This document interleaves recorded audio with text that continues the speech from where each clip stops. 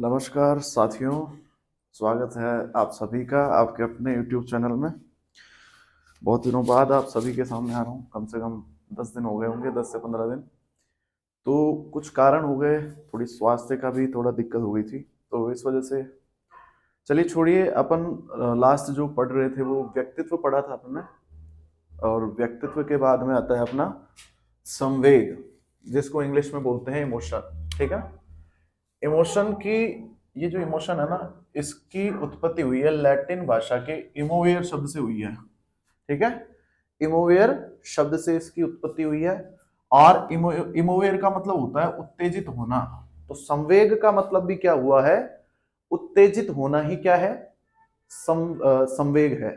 जैसे क्रोध करना, ये भी एक उत्तेजना का ही प्रकार है। क्रोधित हो जाता है ना इंसान, वो एक उत्तेजित होके ही क्रोधित होता है। जैसे आप किसी को क्रोध दिला रहे हो तो आप उसे क्रोध के लिए उत्तेजित कर रहे हो।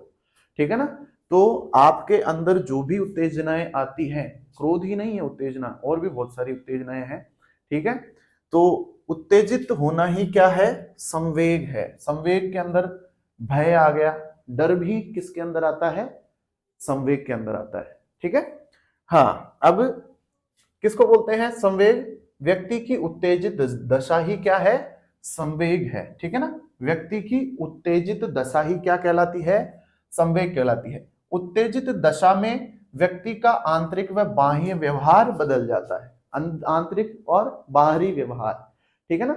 जैसे अगर भय लगेगा तो अंदर से भी डर लगेगा और बाहर से भी ऐसे कपकपी लगेगी, है ना। तो वैसे ही, ठीक है। और क्रोध आएगा तो पूरा का पूरा शरीर ऐसे धूजने लग जाएगा। कईयों में अलग तरीके से क्रोध आता है। ठीक है। कईयों के कंपन होने लग जाता है शरीर में, या फिर कईयों की आंखें लाल हो जाती है शारीरिक रूप से, और अंदर से भयंकर गुस्सा आता है। ठीक है। वुडवर्थ क्या कह रहा है संवेग के बारे में? वुडवर्थ कह रहा है संवेग व्यक्ति की उत्तेजित दशा है। ये जो बात कही है ना, ये वुडवर्थ ने कही है। क्रो एंड क्रो ने क्या कहा है? संवेग गतिशील आंतरिक समायोजन है। ठीक है। ये कौन कहा है? ये कहा है क्रो एंड क्रो ने। अब संवेग के पक्ष हैं, वो 3 पक्ष हैं। कौन कौन से? एक तो अनुभव करके संवेग आते हैं, शारीरिक रूप से संवेग आते हैं, और एक व्यवहार में संवेग आते हैं। ठीक है। संवेग के कितने प्रकार हैं वो देख लो। 14 प्रकार हैं। पहला भय हो गया, क्रोध, घृणा, वात्सल्य, करुणा, कामुकता, आश्चर्य। ठीक है।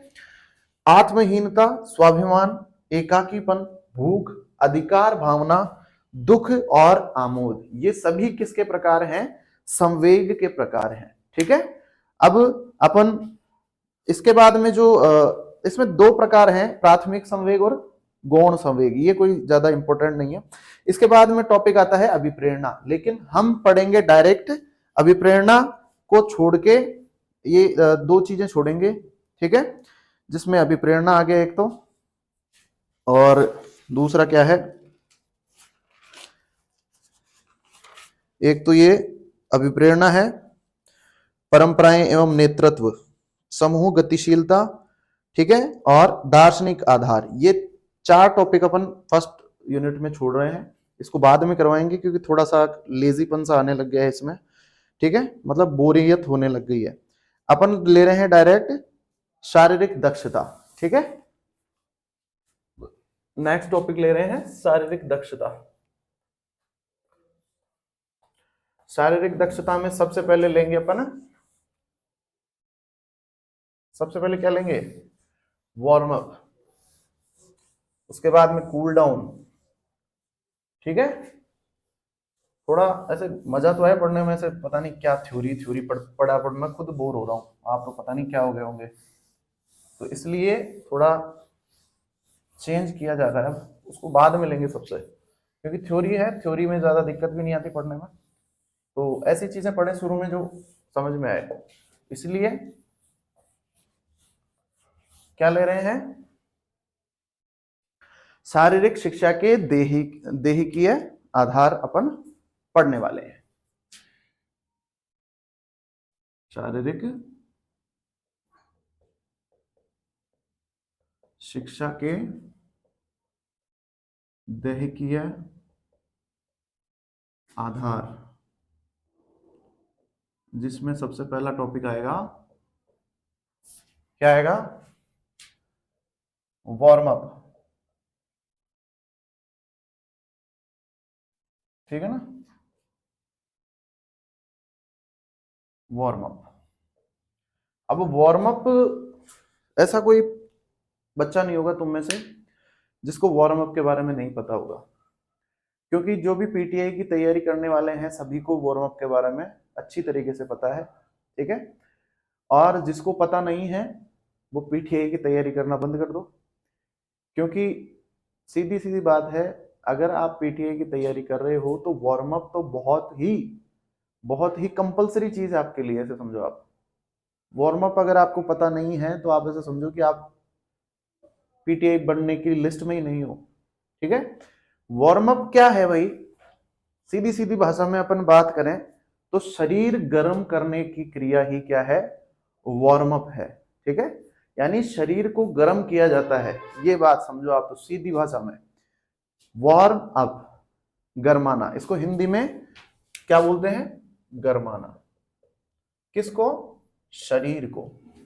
अब शरीर को क्यों गरमा रहे हैं भाई? क्या कारण है गरमाने का? क्यों गरमा, जबरदस्ती इसको गर्म कर रहे हैं बिना ही मतलब? इसलिए कि कोई भी खेल खेलने में हमें कोई भी गंभीर चोट ना हो या कोई खिंचाव ना हो। इससे क्या, किससे बचाव होता है? इससे चोटों से बचाव होता है, खिंचाव से, मांसपेशियों में खिंचाव आ जाता है ना, उससे बचा जा सकता है। ठीक है, तो वार्म अप सीधी सीधी भाषा में क्या कहें कि हाँ, इसको सीधा सीधी भाषा में लिख लेते हैं अपन। किसी भी खेल या खेल या खेल या क्रिया, क्रिया नहीं आएगी, सॉरी, खेल ही आएगा सीधा। किसी भी खेल को खेलने से पूर्व या प्रशिक्षण, या जिसको अपन बोलते हैं ना प्रशिक्षण, यानी जैसे खो खो की प्रैक्टिस कर रहे हैं अपन, अभ्यास, अभ्यास से पूर्व की जाने वाली क्रियाएं। ठीक है ना, क्या है वे? वही क्या है? वार्म अप कहलाता है। जैसे मान लीजिए आप क्रिकेट खेलने के लिए एकेडमी गए हो, ठीक है, तो आपको पहले दिन ही ऐसा नहीं होगा कि पहले दिन ही जाते ही बैट पकड़वा दिया या बॉलिंग करवा दी जाते ही, बिल्कुल नहीं होगा। पहले आपको वार्म अप करना, कूल डाउन करना, ये सारी चीजें बताई जाएगी। कि सबसे पहले तो जैसे ही आप एकेडमी में आते हो, सबसे पहला काम है आपका ग्राउंड के 3 या 4 चक्कर लगाना, बिल्कुल आराम से। ऐसा नहीं है कि स्प्रिंट लगा के। ग्राउंड 400 मीटर का लगभग होता है क्रिकेट का, 300, 350, 400 मीटर का। उसके 4 चक्कर लगवाएंगे सबसे पहले। उसके बाद में थोड़ी बहुत एक्सरसाइज, स्ट्रेचिंग वगैरह। ठीक है, उसके बाद में आपको खेलने के लिए, प्रशिक्षण के लिए आगे बुलाया जाता है। अदरवाइज अगर डायरेक्ट, अगर कोई आ रहा है डायरेक्ट आते ही बॉल कर रहा है, तो हो सकता है उसके यहाँ जांग में, हैमस्ट्रिंग में दिक्कत हो जाए। ठीक है, यहाँ इस जगह पे कोई नस खिंच जाए। ठीक है, तो ये किस लिए जरूरी है वार्म अप? आपको चोटों से भी बचाता है। ठीक है ना। हाँ, अब वार्म अप के प्रकार देख लेते हैं। 3 प्रकार का होता है, जिसमें पहला है शारीरिक वार्म अप। ठीक है, वार्म अप के प्रकार, वार्म अप के प्रकार, पहला है शारीरिक वार्म अप, जो अभी बात की अपन ने, कौन सी? शारीरिक वार्म अप पे आ गया शरीर को गर्म करना, ठीक है। यानी आप दौड़ लगा रहे हो, स्प्रिंट लगा रहे हो, स्ट्रेचिंग कर रहे हो, ये सारी चीजें किसके अंतर्गत आती है? शारीरिक वार्म अप के अंतर्गत। इसमें समस्त शरीर के व्यायाम करते हैं और इस माध्यम से शरीर को गर्म करते हैं। शरीर के व्यायामों द्वारा शरीर को गर्म किया जाता है, गर्म किया जाता है। किसमें? शारीरिक वार्म अप में, ठीक है। इसके दो प्रकार हैं। पहला है passive warm up. Passive warm up, passive warm up क्या है? जब बिना किसी शारीरिक गतिविधि के शरीर को गर्म किया जाए। बिना किसी शारीरिक गतिविधि, अब आप बोलोगे ऐसा भी होता है क्या? गतिविधि के शरीर को गर्म करना, बिल्कुल होता है भाई, ठीक है। आप जैसे मान लो विराट कोहली है ना, मैच खेलने से पहले हीट बाथ जिसको बोलते हैं ना, steam bath, sorry heat bath नहीं है, स्टीम बाथ, स्टीम बाथ ये है इसका उदाहरण, ठीक है। यानी पैसिव वार्म अप क्या है? बिना किसी शारीरिक गतिविधि के शरीर को गर्म करना। आपको इसमें कोई शारीरिक गतिविधि नहीं करनी, शरीर को हिलाना भी नहीं है, बस आप एक रूम में जाके बैठ जाओ जिसमें भाप भयंकर है, ठीक है। स्टीम बाथ हो गया वो, ठीक है। दूसरा है सोना बाथ। सोना बाथ ये भी सेम वैसे के वैसे ही है। स्टीम बाथ, स्टीम बाथ में तो एक बॉक्स सा बना होता है, उसके अंदर खड़ा होना होता है, और सोना बाथ में एक पूरा का पूरा कमरा होता है जिसमें भाप भरी होती है, ठीक है। और नेक्स्ट है हीट पैड्स।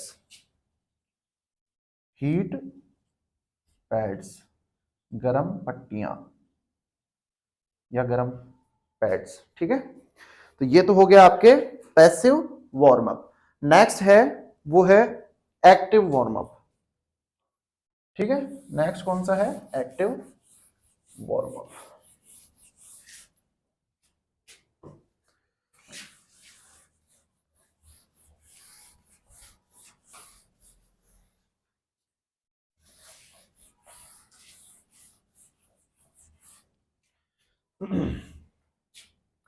दूसरा है एक्टिव वार्म अप। उसमें शारीरिक गतिविधि नहीं होती है, इसमें शारीरिक गतिविधि के माध्यम से शरीर को गर्म किया जाता है। शारीरिक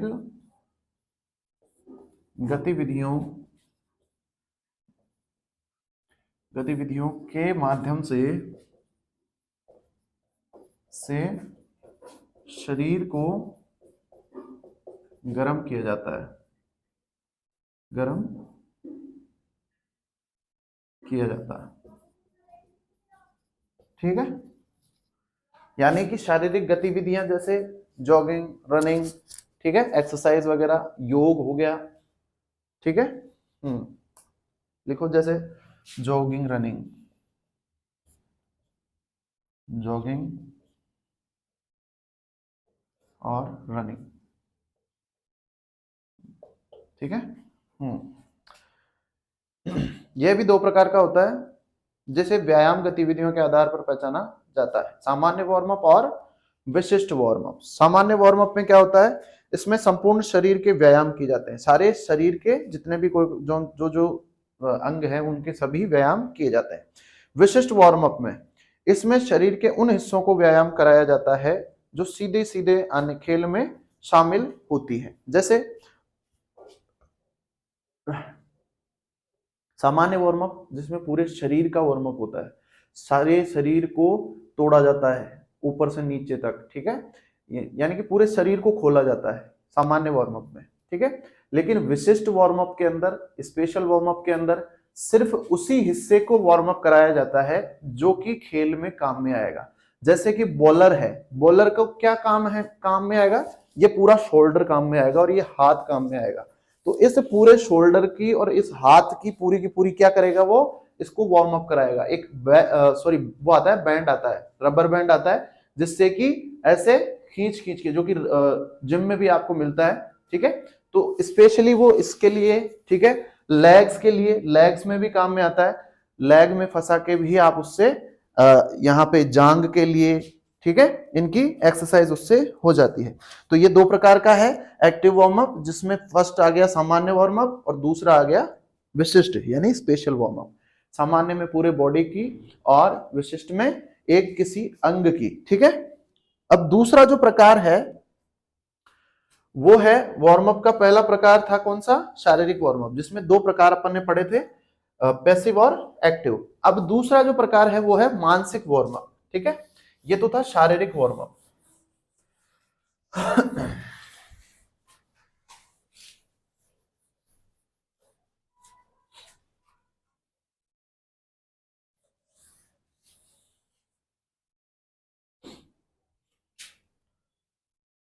मानसिक वार्म अप,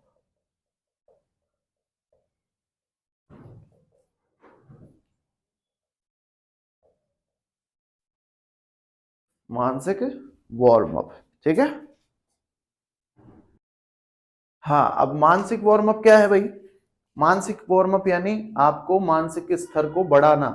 आपके जो मानसिक स्तर है, बुद्धि से संबंधित जो भी चीजें हैं, खेल में आपका शरीर ही थोड़ी काम में आएगा, आपकी बुद्धि भी तो काम में आएगी, आपका मानसिक स्तर भी तो काम में आएगा। तो उसका वार्म अप कैसे किया जाता है, मानसिक खेल खेल के, जैसे चेस हो गया, ठीक है। चेस विराट कोहली को खेलते हुए देखा होगा आपने, महेंद्र सिंह धोनी को खेलते हुए देखा होगा।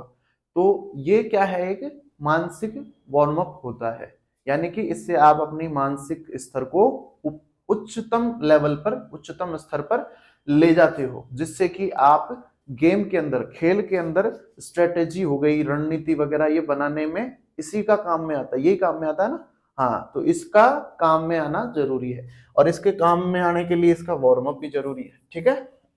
तो इसमें लिख लो, यह खिलाड़ी के मानसिक स्तर को परिवर्तित कर देता है, यह खिलाड़ी के मानसिक स्तर को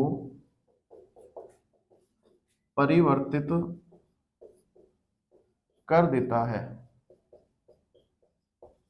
ठीक है। मानसिक स्तर को परिवर्तित कर देता है, जिससे खिलाड़ी खेल पर बहुत ज्यादा स्थायी हो जाता है, जिससे खिलाड़ी खेल पर अधिक स्थायी हो जाता है, अधिक स्थायी हो जाता है, हो जाता है। उसका आत्मविश्वास दोगुना और दुश्चिंता खत्म हो जाती है, ठीक है। बस इतना ही लिख लो। नेक्स्ट है तीसरा जो प्रकार है वो है दैहिकीय, दैहिकीय वार्म अप।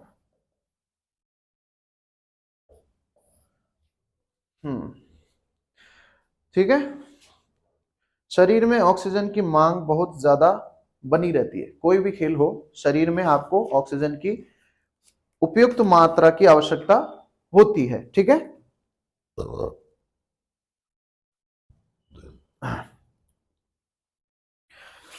अब यह वार्म अप क्या करता है, शरीर की योग्यता के हिसाब से शरीर के अंगों को अधिकतम उपयोग करना सीख लेते हैं इससे, ठीक है। जिसमें आपके जो भी अंग हैं, देह यानी देह से संबंधित, शरीर से संबंधित है, सारी जो भी क्रियाएं हैं, योग हो गया, ठीक है, स्ट्रेचिंग हो गई, और आपके जो भी चीजें हैं क्रियाएं करना, जैसे जंप करना हो गया, रनिंग हो गया, स्प्रिंट हो गया, ये सभी चीजें इसी के अंतर्गत आती है, ठीक है। इसमें लिखो, वर्तमान खेल तीव्र गति पर खेले जाते हैं जिससे, वर्तमान खेल तीव्र गति में खेले जाते हैं जिससे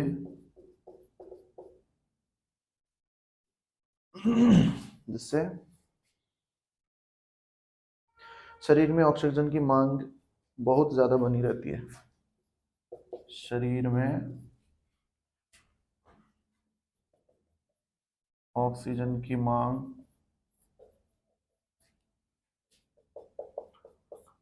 अधिक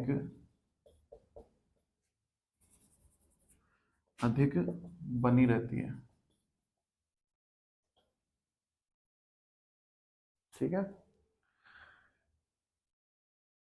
यह वार्म अप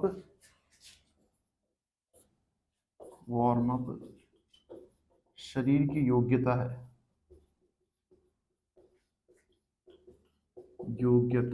है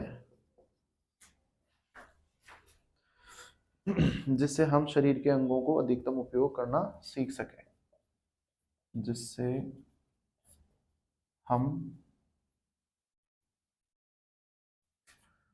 हम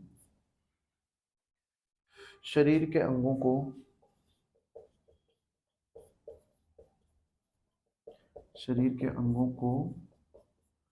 अधिकतम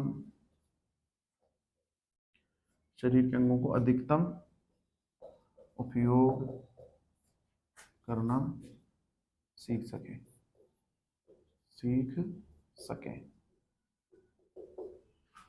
ठीक है, अब वार्म अप की अवधि लिख लो आप। वार्म अप की अवधि कितनी टाइम पे करना चाहिए, कितनी देर करना चाहिए वार्म अप। गर्मियों में लिखो 15 से 20 मिनट। गर्मियों में 15 से 20 मिनट। सर्दियों में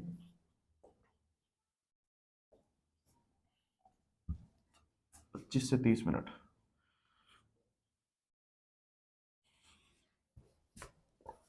ठीक है ना।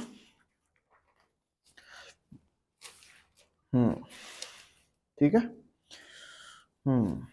अब आगे लिखते हैं वार्म अप को प्रभावित करने वाले कारक।